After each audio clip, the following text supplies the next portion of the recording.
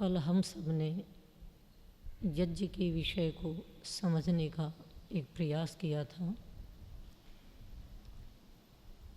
कि यज्ञीय जीवन हमारे लिए क्यों आवश्यक है और उस परम पिता परमेश्वर ने सारी सृष्टि को यज्ञमय बना करके वेदों के रूप में ज्ञान यज्ञ करके हमारे शरीर जो हमारे सबसे निकट है उसको भी यज्ञीय बनाया, जिससे हम प्रतिपल यज्ञ की प्रेरणा प्राप्त कर सकें।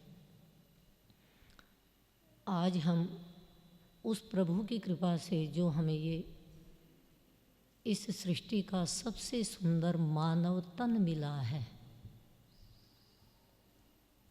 और साथ ही कर्म की स्वतंत्रता मिली है, इस अपने मानव तन को मानवीय गुणों के साथ हम कैसे विकसित कर सकते हैं, कैसे इसको सार्थक कर सकते हैं, उस पर हम सब विचार करेंगे। अभी मैंने आपके सामने एक ऋग्वेदीय मंत्र का उच्चारण किया है। उसमें कुछ सूत्र ऐसे बताए हैं जिनमें हम अपने मनुर्भव को साध सकते हैं कि हम किस प्रकार से मनुष्य बने। इस मंत्र का प्रथम चरण है तंतुम तन्वन रजसो रजसः, अर्थात रजसः इस संसार में, तंतुम तन्वन हम एक ताना बाना बुनते हुए, वो ताना बाना क्या है? कर्मों का ताना बाना है। हम इस संसार में कर्मों का ताना बाना बुनते हुए, अर्थात निरंतर कर्मों को करते हुए, क्योंकि मनुष्य कर्म योनि है, बिना कर्म किए हम रुक नहीं सकते। गीता में भी कहा न ही कश्चित क्षणमपि जातु तिष्ठत्य कर्मकृत, बिना कर्म किए कोई क्षण भर भी नहीं रह सकता। तो कर्म तो हमें करना ही पड़ेगा, वह मानव का सहज स्वभाव है। इसलिए हम निरंतर कर्मशील बने, क्योंकि वेद का आदेश है कर्म सूचामृतम, कर्म में तो अमृत है। यदि अमृत का पान जीवन में करना है तो कर्म तो हमारे अपने स्वभाव के अनुसार हमें निरंतर करते रहना है। वेद में भी कहा देवस्य सवितुः सवे कर्म कृण्वन्तु मानुषः शन्नो भवन्त्वप ओषधिः शिवः। और पर कर्म कैसे करें? कहते उस परम पिता परमेश्वर की आज्ञा के अनुकूल कर्म करें। देवस्य सवितुः सवे, उस सविता देव के सवे माने आज्ञा में, कर्म कृण्वन्तु मानुषः, मनुष्य कर्म करें, अर्थात हम ऐसे कर्मों को करें जिनमें ईश्वर की आज्ञा है। उसकी आज्ञा के अनुकूल यदि कर्मों को करते हैं तो इस मंत्र की द्वितीय पंक्ति में कहा कि उसका फल क्या मिलेगा। कहते शन्नो भवन्त्वपः, हमारे वे कर्म कल्याणकारी कर्म होंगे। कैसे होंगे? शिवः औषधिः, जैसे औषधियाँ कल्याणकारिणी होती हैं, इसी प्रकार से हमारे वो कर्म हमारा जीवन में कल्याण करने वाले होंगे। पर प्रथम पंक्ति की इस बात को हमें समझना होगा, ईश्वर की आज्ञा के अनुकूल कर्म करें। उसने सुंदर सृष्टि का निर्माण करके और अंत में वेद का ज्ञान देकर हमें कर्म करने की जो शैली है वो स्पष्ट कर दी है कि कुर्वन्ने वेह कर्माणि जिजीविषेच्छतं समः एवं त्वयि नान्यथेतोस्ति न कर्म लिप्यते न। अर्थात हम 100 वर्ष भी जीने की इच्छा करें तो कर्म करते हुए ही जीने की इच्छा करें, क्योंकि यदि बिना कर्म के जीना चाहेंगे तो फिर मनुष्य संज्ञा हमारी नहीं है। फिर तो वेद कहता है अकर्मा दस्यु हो, कर्म न करने वाला तो दस्यु है। क्योंकि हम वेद के मंत्रों को आधार बना करके यदि अपनी जीवन सरणी को, अपने चिंतन को लेकर के चलते हैं तो वो हमारा एक प्रकाश स्तंभ के रूप में काम करते हैं। वेद मंत्र ईश्वर की आज्ञाएं प्रकाश स्तंभ का काम करती हैं। तो यहाँ पर कहा कि कर्म नहीं करेंगे तो हम मानव संज्ञा को सार्थक नहीं कर पाएंगे। और 100 वर्ष भी यदि जीने की इच्छा है तो कर्म करते हुए जिए। पर अग्रिम पंक्ति में कहा तो कहते हैं इससे अलग तेरा कोई मार्ग तो नहीं है, बिना कर्म किए तो नहीं रह सकता। तू बाहर से अपने शरीर को कर्म से विरत कर लेगा किंतु फिर मानसिक कर्म करेगा, कर्म तो तू निरंतर करता रहेगा। तो कहा पर एक उपाय है, उस कर्म के अंदर यदि तू अपना केवल कर्तव्य मान करके करेगा तो कर्म में आसक्ति नहीं बनेगी। क्योंकि कर्तव्य मान करके जब हम कर्म करते हैं तो आसक्ति का भाव नहीं बनता। न कर्म लिप्यते नरे, फिर वो कर्म हम में लिप्त नहीं होता, कर्म की फल की आकांक्षा नहीं बनती। जब हम आसक्ति के साथ कर्मों को करते हैं तो फल की आकांक्षाएं कई बार हमें नीचे ले जाती हैं और केवल हम कर्म के लिए कर्म करते हैं, ईश्वर का आदेश है उसकी आज्ञा के अनुसार कर्म करते हैं तो फिर कर्म के फल की आकांक्षा से रहित होकर कर्म कर पाते हैं और उसका परिणाम एक बहुत सुंदर निकलता है।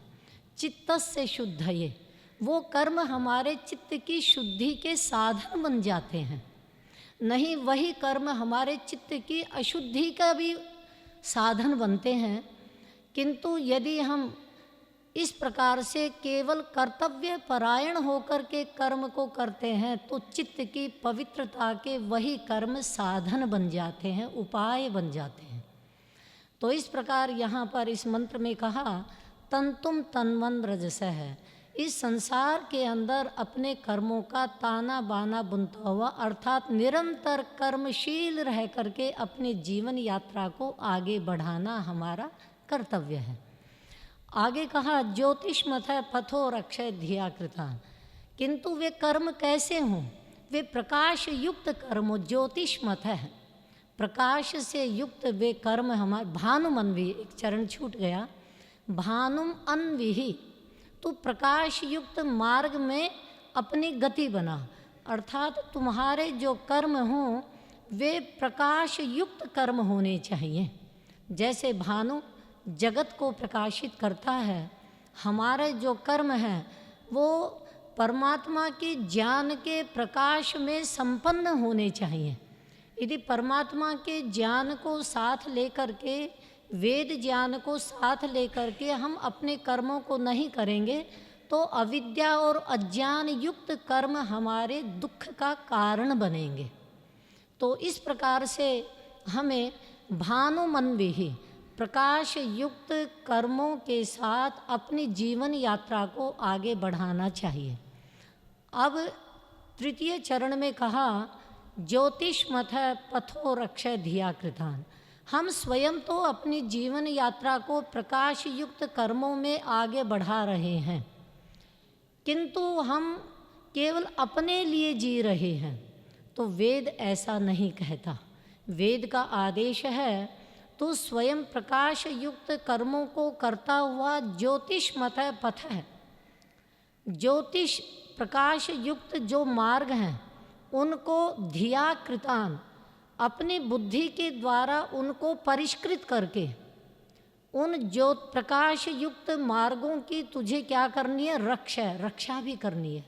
धिया कृतान, अपने ज्ञान के द्वारा जो तूने अपने कर्मों को परिष्कृत किया, संस्कृत किया, पवित्र किया, तो उन प्रकाश युक्त कर्मों की तुझे रक्षा भी करनी है। यदि तू इस प्रकाशयुक्त कर्मों की रक्षा नहीं करेगा तो कभी ऋषि ऋण उतार नहीं पाएगा। तूने उपनयन संस्कार में जो यज्ञोपवीत को धारण करके एक ऋषि ऋण को उतारने का एक संकल्प लिया था, वो तेरा कभी भी नहीं उतर पाएगा। इसलिए ऋषि ऋण को उतारने के लिए हमें प्रकाश युक्त कर्मों की रक्षा भी करनी है, उस परंपरा को भी आगे बढ़ाना है, नहीं तो ज्ञान का जो स्रोत है वो स्थिर हो जाएगा, वो आगे प्रवाहित नहीं हो पाएगा। तो ज्ञान की धारा को अविच्छिन्न रूप से आगे बढ़ाने के लिए अपने लिए जो तूने अपने कर्मों को पवित्र बना लिया है, उस प्रकाश युक्त पवित्र कर्मों की जो धारा है उसकी भी तुझे रक्षा करनी है। तो इस प्रकार आगे जब हम चलते हैं तो अग्रिम जो चरण है उसमें कहा कि हम उन प्रकाश युक्त कर्मों की रक्षा भी करते हैं, किंतु फिर भी जीवन के अंदर हम अल्पज्ञ हैं, फिर भी अज्ञान समय समय पर हमारे ऊपर तमोगुण के कारण अपना आवरण बनाएगा। तो ऐसी स्थिति का भी एक बड़ा सुंदर उपाय आगे इस मंत्र के अग्रिम चरण में बताया कि अनुल्बणम वयत जोगुवाम अपह। कहते जो जोगुवाम, जो ज्ञान और कर्म का अनुष्ठान करते हुए अर्थात ज्ञान और कर्म के संगतिकरण से एक यज्ञीय जीवन जीते हैं, ऐसे जो व्यक्ति हैं वो अनुल्बणम अपह वयत है, वो उलझन रहित कर्मों को कर पाते हैं। तो हम भी ज्ञान और कर्म का अनुष्ठान करने वाले, ज्ञान और कर्म के संगतिकरण से उलझन रहित कर्मों को करने वाले जो मनीषी हैं, जो विवेकी हैं, ऐसे जो व्यक्ति हैं, ऐसे उन व्यक्तियों को अपना प्रकाश स्तंभ बनाना, ऐसे व्यक्तियों को अपने जीवन के अंदर सामने रखना, अपना मार्गदर्शक बनाना। जब जब तेरे जीवन के अंदर अल्पज्ञता के कारण एक तमोगुण बनेगा, उस तमोगुण को हटाने के लिए उन ज्ञान और कर्म का संगतिकरण करने वाले विवेकी विचारशील मनुष्यों के सदृश अपने कर्मों को उलझन रहित बना लेना। क्योंकि हम देखते हैं जीवन के अंदर कई बार हमारी जो एक मनुष्य की जीवात्मा की जो स्वाभाविक एक इच्छा रहती है कि ज्ञान की प्राप्ति, और हम ज्ञान की प्राप्ति में एक ऐसा रस लेने लग जाते हैं कि ज्ञान का तो बहुत विस्तार कर लेते हैं, एक प्रामाणिक ज्ञानी बन जाते हैं, विद्वान बन जाते हैं, किंतु निरंतर ज्ञान का रसपान करते रहने से यदि उस ज्ञान का प्रयोग नहीं करेंगे, प्रायोगिक ज्ञान नहीं बनाएंगे उसको अपना, तो वो ज्ञान भार भी बन जाता है, उलझन में भी हमें डाल देता है। इसलिए इस मंत्र में कहा ज्ञान और कर्म, जो भी हम ज्ञान प्राप्त करते हैं उस ज्ञान को कर्म के क्षेत्र में उसका प्रयोग करके देखें कि वो ज्ञान कितना सत्य है, असत्य है। क्योंकि जब तक ज्ञान का प्रयोग नहीं किया जाता तब तक वो ज्ञान सत्य असत्य भी हो सकता है। महर्षि देव दयानंद ने जो भी आर्ष ज्ञान प्राप्त किया और जब वो अपने कार्य क्षेत्र में परिभ्रमण करने लगे तो कहते हैं कि उन्होंने जो कुछ ग्रंथों में पढ़ा था, कुछ अनार्ष ग्रंथों को भी उन्होंने अध्ययन किया। तो जो नदी के किनारे भ्रमण कर रहे थे तो एक मुर्दे को बहता हुआ देखा, एक शव को बहता हुआ देखा। उन्होंने देखा कि जो कुछ मैंने पढ़ा है इस शव को मुझे एक प्रयोग करके देखना चाहिए, क्या वो सब कुछ शरीर में है जो मैंने अपने शास्त्र में पढ़ा है, ग्रंथ में पढ़ा है। तो कहते वो शव को बाहर निकाल लेते हैं और उसको चाकू से उसका छेदन करते हैं और देखते हैं और पाते हैं कि मेरा शास्त्र जो ग्रंथ है उसमें लिखा हुआ और इधर इसके अंदर जो कुछ मैं देख रहा हूँ वो असत्य है। तो उन्होंने अपने ग्रंथ को भी और उस शव को भी नदी में प्रवाहित कर दिया कि नहीं, मैंने असत्य पढ़ लिया। तो वो प्रयोग करके उन्होंने देखा। जब जब हम अपने ज्ञान को अपने जीवन में प्रत्येक छोटी बड़ी घटना में प्रैक्टिकल करके नहीं देखते, तब तक वो ज्ञान हमारा सत्य सिद्ध नहीं होता। तो उस ज्ञान को हमें सदा अपने जीवन के कर्म में प्रयोग करके देखना चाहिए। जब वो ज्ञान और कर्म का संगतिकरण बन जाता है और वो सत्य सिद्ध हो जाता है, उस स्थिति में हम समझे अब हमारे कर्म किसी प्रकार की उलझन से मुक्त हो जाएंगे, हम उलझन रहित कर्मों को कर पाएंगे। तो इस प्रकार इस मंत्र में कहा कि हम ज्ञान और कर्म का अनुष्ठान करते हुए उलझन रहित कर्मों का संपादन करें, जिससे एकदम हमारे जीवन के अंदर वो कर्म प्रकाश युक्त ही होते हैं। जब हम किसी चीज़ का प्रत्यक्ष कर लेते हैं, फिर हमारा विश्वास दृढ़ हो जाता है, किसी भी प्रकार की शंका और संदेह हमें उसमें नहीं रहता।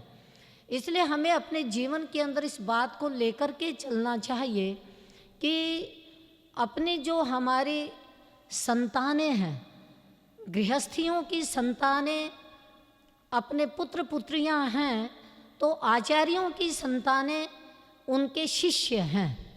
महर्षि पाणिनि ने दो संबंधों को हमारे सामने रखा, ऋतो विद्या योनि संबंधेभ्य। इस सूत्र में अर्थ है कि विद्या संबंध होते हैं, एक योनि संबंध होते हैं, और दोनों ही संबंधों में अपने लक्ष्य को हम प्राप्त कर सकते हैं, अपने उद्देश्य को प्राप्त कर सकते हैं।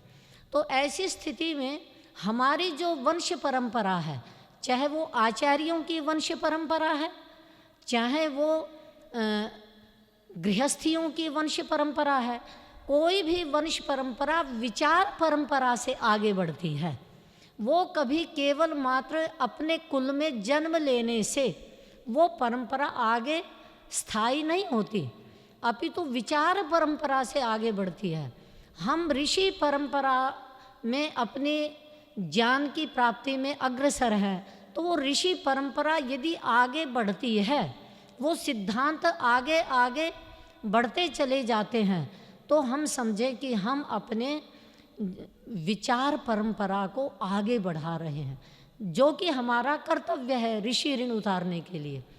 हम अपने संतानों को कितना भी धन भवन यान और उत्तमोत्तम साधन आजीविका के प्रदान कर दें, किंतु यदि हमने अपनी प्राचीन वैदिक परंपरा से अपने संतानों को नहीं जोड़ा, अपने सिद्धांतों के साथ अपने पुत्र पुत्रियों को नहीं जोड़ा, तो अब समझिए आगे वो विचार परंपरा विच्छिन्न हो जाएगी और मानव ही केवल उस परंपरा को आगे ले जा सकता है। सृष्टि के आरंभ से आज तक यदि वो वैदिक परंपराएं यहाँ तक पहुँची हैं, तो वो ऐसे ही कुछ विभूतियों के माध्यम से पहुँची हैं कि उन्होंने अपने कर्तव्य का पालन किया है। ज्ञान और कर्म का अनुष्ठान करके उलझन रहित कर्मों की परंपरा को जो दिया है अपने भावी पीढ़ी को, तो उसी से वो आगे बढ़े हैं। तो इस प्रकार से यदि हम कर्मों को करते हुए और कर्मों को भी प्रकाश युक्त परंपरा में करें और उसके पश्चात हम उन प्रकाश युक्त कर्मों के मार्ग की रक्षा भी करें, और जब कभी अज्ञान से आवृत हों तो जिन्होंने ज्ञान और कर्म का संगतिकरण यज्ञ किया है उनको अपना आदर्श मान करके अपने अज्ञान को दूर कर ले में। तो ये सूत्र जो इस मंत्र में बताए हैं, तो आगे कहा मनुर्भवः, तो तू मनुष्य रूप में अपने जीवन को सार्थक कर सकता है। मनुष्य की आकृति, मनुष्य जीवन तो मैंने तुझे दे दिया, ईश्वर कहता है, वो तो 50% जब हमारे शुभ और अशुभ कर्म रहते हैं, उसी स्थिति में वो परम पिता परमेश्वर इतनी असीम कृपा करता है कि हमें मानव जैसा सुंदर तन दे देता है। आज यदि कोई 50% अंक किसी भी परीक्षा में प्राप्त करता है तो उसको उत्तीर्ण भी नहीं माना जाता, किंतु उस दया निधान की दया देखें कि वो कितने 50% शुभ अशुभ कर्मों की स्थिति में ही हमें मानव तन दे देता है, कर्म की स्वतंत्रता दे देता है कि हम चाहें तो उन कर्मों के द्वारा कितना अपने आप को देवत्व की ओर ले जा सकते हैं।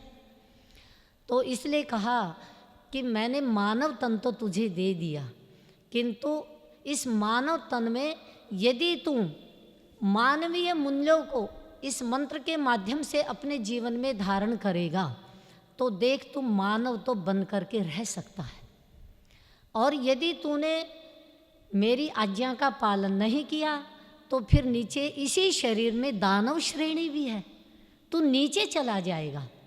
और मानव तन दे करके यदि तू और उच्चता को प्राप्त करना चाहता है तो मानव से ऊपर देवत्व को भी तू प्राप्त कर सकता है। इसी शरीर में तू देवत्व को भी प्राप्त कर सकता है, इसी शरीर में तू मानव भी बना रह सकता है।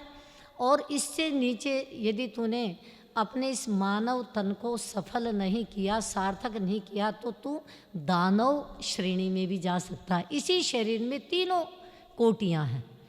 तो ये परमपिता का आदेश है कि मनुर्भवः, यदि मनुष्य शरीर पाकर के हम मनुष्य संज्ञा को सार्थक कर रहे होते तो फिर मनुर्भवः का आदेश परमात्मा हमें कभी भी न देता। और आगे कहा, एक कर्तव्य और बताया कि जनया दैव्यम जन्म, कहते स्वयं मानव बन करके और फिर दैव्यम जन्म जनय, दिव्य संतान को जन्म दे, आचार्य दिव्य शिष्यों को जन्म दे, गृहस्थी दिव्य संतान को जन्म दे।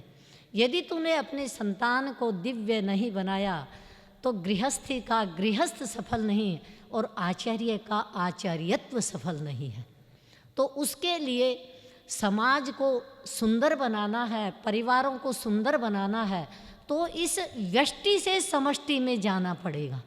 व्यक्ति एक इकाई है जो व्यष्टि के रूप में हमें सुंदर बनानी है, दिव्य बनानी है।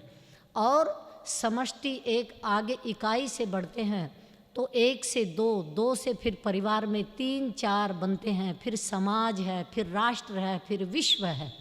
तो आगे उस श्रृंखला को हम बढ़ाते चले जाते हैं। तो परमपिता परमात्मा की कृपा से जो सुंदर मानव तन मिला, जिसके लिए महर्षि वेद व्यास ने कहा, न मानुषात् श्रेष्ठतरम ही किंचित, मनुष्य से सुंदर इस सृष्टि पर कुछ भी नहीं है। इसलिए उस परम पिता का प्रतिपल आभार और कृतज्ञता के भावों से भर करके इस मानव तन को हमें सफल करना चाहिए। अंत में मैं एक कवि की कुछ पंक्तियों के साथ हम इस अपने वाणी को मैं विराम दूंगी। कवि सुमित्रानंद हिंदी के बड़े सुप्रसिद्ध कवि हुए हैं। वो लिखते हैं, मानव तन की एक श्रेष्ठता को प्रतिपादित करते हुए एक जगा रहे हैं हमें। वो लिखते हैं, सुंदर हैं विहग सुमन सुंदर। कहते हैं ये पक्षी बड़े सुंदर सुंदर है, कई बार देखते हैं तो हम बड़े मुग्ध हो जाते हैं। सुंदर हैं विहग सुमन सुंदर, कितने सुंदर सुंदर फूल, मैंने सारी प्रकृति में फूलों की घाटियाँ बना दी। तू देख करके मुग्ध हो जाता है, तू मेरे प्रति कृतज्ञ हो उठता है, किंतु देख मैंने तो उन पक्षियों से भी सुंदर, उन सुमन, उन पुष्पों से भी सुंदर तुझे ये मानव तन दिया है। सुंदर हैं विहग सुमन सुंदर, मानव तुम सबसे सुंदरतम। मैंने तुझे सबसे सुंदरतम बनाया। अपने सुंदरतम इस मानव तन पर विचार तो कर। 5 ज्ञानेंद्रियां दी, 5 कर्मेंद्रियां दी और अंदर 4 अंतःकरण दिया और उसमें बुद्धि जैसा सारथी दिया। तो सुंदर है विहग सुमन सुंदर, मानव तुम सबसे सुंदरतम। आगे कवि कहता है, निर्मित सबकी तिल सुषमा से तुम निखिल सृष्टि में चिर निरूपम।